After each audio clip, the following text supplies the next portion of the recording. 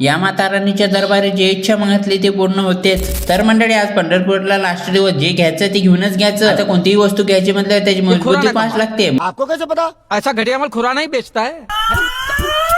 हे झाल्यानंतर आता पर्यंत भाऊ जेसीबी घ्यायची। जेसीबी घेण्यासाठी भाव तोलतोलच चालू होता, कमी जास्त करायसाठी। पण कायचं की हा भाऊ तो भाव नाही सोडत नाही, जितक्यात आपला दादा तर पाय पैसे घेऊन कसा करत जाय। त्या भाऊनं तर भाऊ नाही सोडला, पण दुसरा भाऊ जोड आल्यानंतर याची मजबूती पा म्हणे याच्यावर उभं राहिले तरी इले काही नाही होत। मग कायचं की मग ठरलं तर भाऊ या भाऊजोड मस्तपैकी आम्ही भाव वगैरे करून घेतला आणि 3 जेसीबी घेऊन घेतल्या। आता डोंगरगावच्या नाल्या साफ करायला दुसऱ्या गावच्या जेसीबी वाल्याला काहीच बोलायचं काम नाही, कारण गावतच 3 जेसीबी झाल्या। पण तितक्यात भाऊनं ट्रायल घेऊन पाहिले पैती की नाही। मग संध्याकाळच्या बाहेर विठुरायाचं दर्शन वगैरे करून घेतलं, प्रसाद वगैरे घेतला। सकाळी पाहता तर काय चंद्रभागेर आलता पाहू महापूर, पूरचं काही पाहायला भेटलं आणि दुरूनच पाहून घेतलं। घरून येतानाच निर्णय झाला की परत येताना येरमाळ येऊन यायचं, कारण श्री येडेश्वरी मातेचे दर्शनच करून यायचं। मग कायचं की प्लॅनिंग झाली येतानाच, तर मग प्लॅनिंग सक्सेसफुल करून घेतली आम्ही। सगळ्यात पहिले तर आम्ही येरमाळ यायला श्री येडेश्वरी मातेच्या दर्शनासाठी आलो। या माता राणीची एवढी खासियत आहे, जे मन्नत मागितली ते पूर्ण होतेच। आजचा दिवस खास होता, कारण आज गुरुपौर्णिमा होती, त्यामुळेच माता राणी जवळ गर्दी मावेनी। या माता राणीची लय खासियत आहे बरं, जे सच्च्या मनानं मागितलं ते देतेच।